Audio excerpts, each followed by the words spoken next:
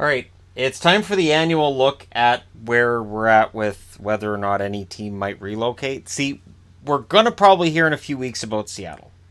And I'm excited about Seattle. The idea of Seattle getting an expansion team that'll be right down the road from where I am. Well, 4 hours, but still, it's closer than most other places.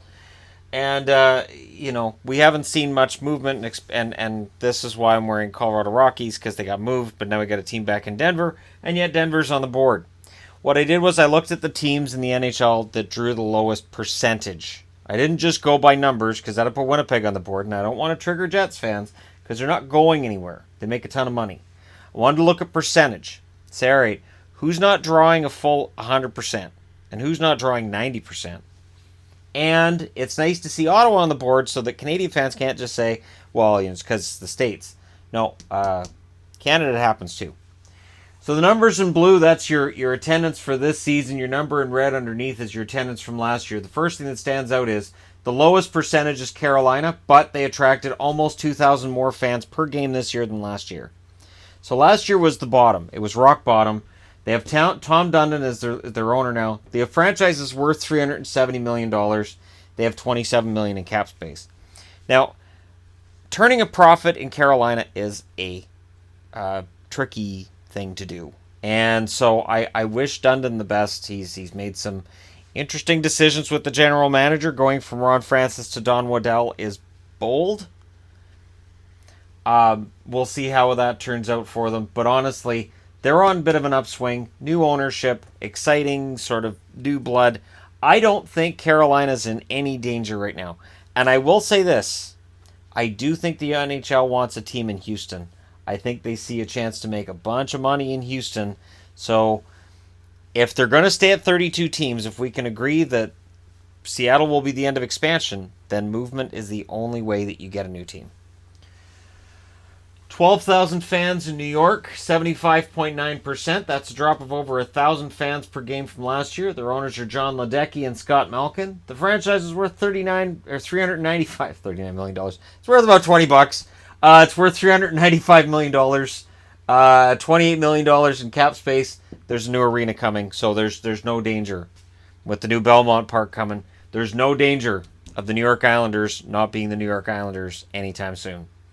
So that's two down. Arizona. This is where it gets dicey. Arizona, 13,040, almost exactly the same number of fans they had last year, 76%. Attendance. Andrew Barroway is the owner. The team's worth $300 million. Andrew Barroway bought out minority owner last summer. The minority owner last summer, and assumed about $200 million in debt. And they have very, very little in the way of actual equity. This team is darn near broke, depending on who you ask and depending on which books you look at. They play in Gila River Arena, and it's a year-to-year thing. It's an evergreen contract, meaning every year they decide to extend it. That's a way to live as a franchise.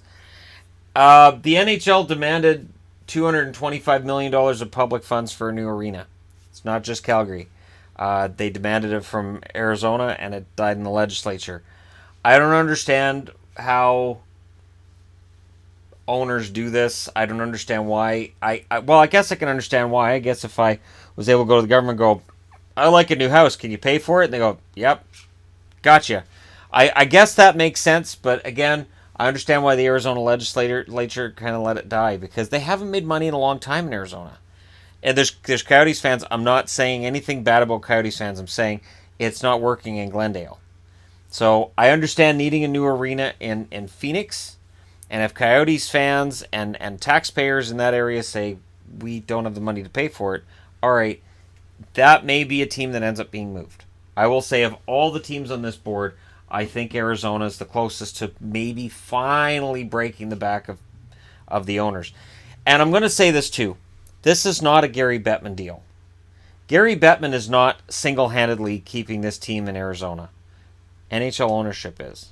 NHL owners all around the league look at Arizona and say, that is a market that if we can make traction there, we can make a lot of money.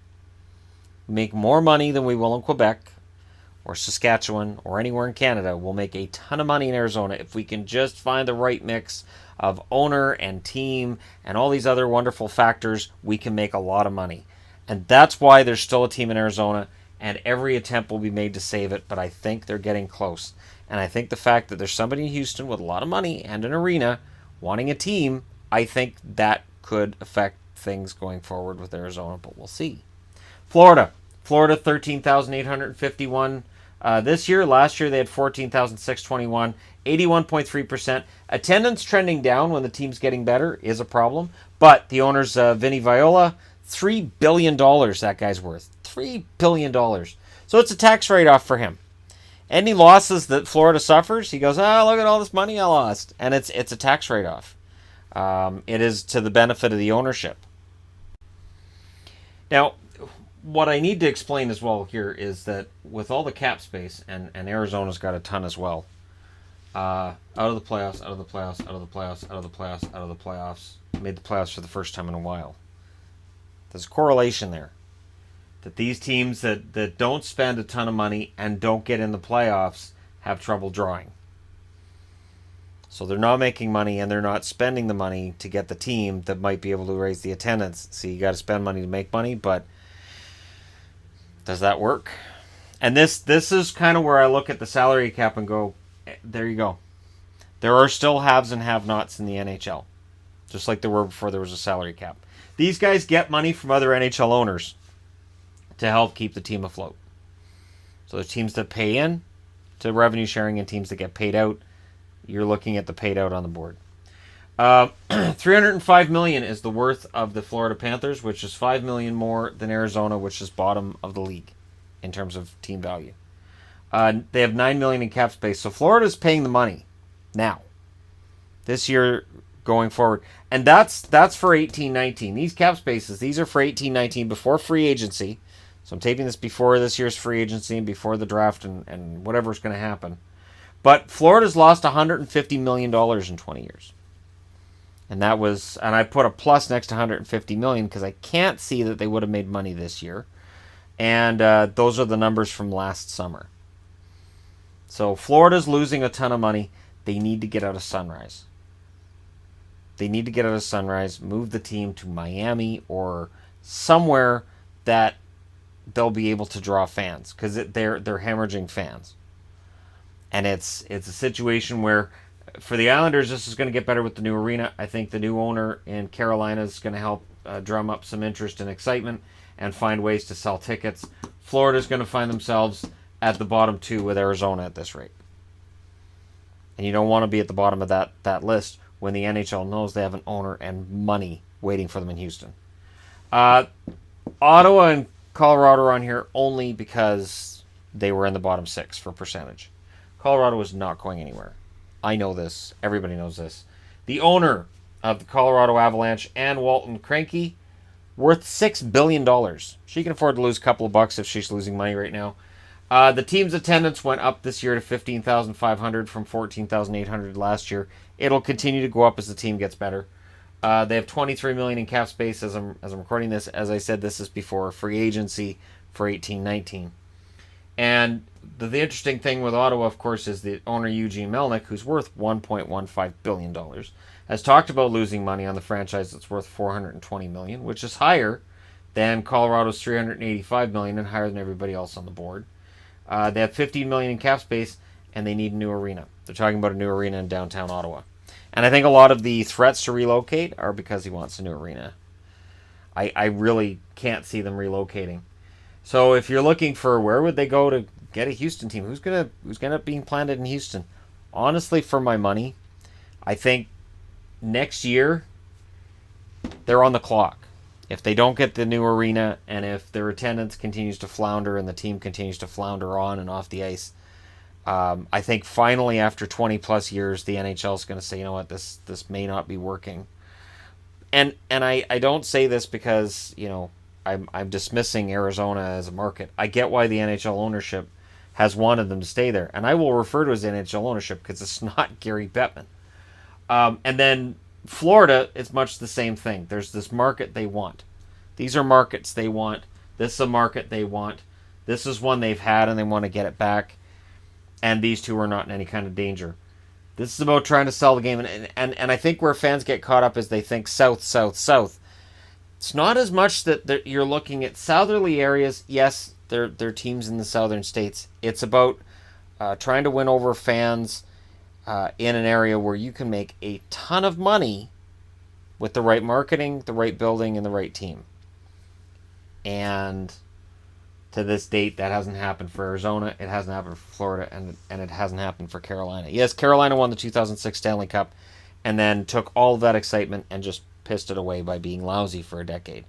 So with a new owner and maybe different results this coming season, things could turn around for them, and it could just be Arizona and Florida going forward that we may see more rumors about movement. But again, if NHL owners say, we really think those markets can work, there's nothing we as fans can tell them. There's nothing that marketers or people on television, your standard sports broadcasters, can tell them. If NHL owners say we're going to make it work in Sunrise and Glendale, they'll make it work because they'll just continue to absorb the losses as a league.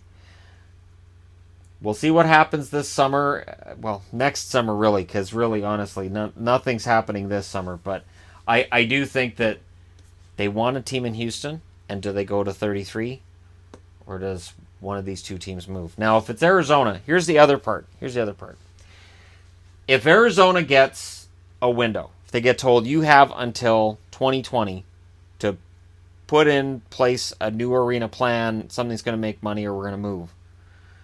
If this team moves in 2020, the same year that Seattle comes in, and they move to Houston, they drop into the Central, Seattle's in the Pacific, and you don't have to worry about any kind of moving around divisions. So there you go. That's 2 summers away. Could it happen? I think we'll find out next summer. But there you go. Let me know your thoughts in the comment section below. Don't forget to hit like and subscribe if you're browsing your way through. And thank you guys so much for watching. I'll talk to you again soon.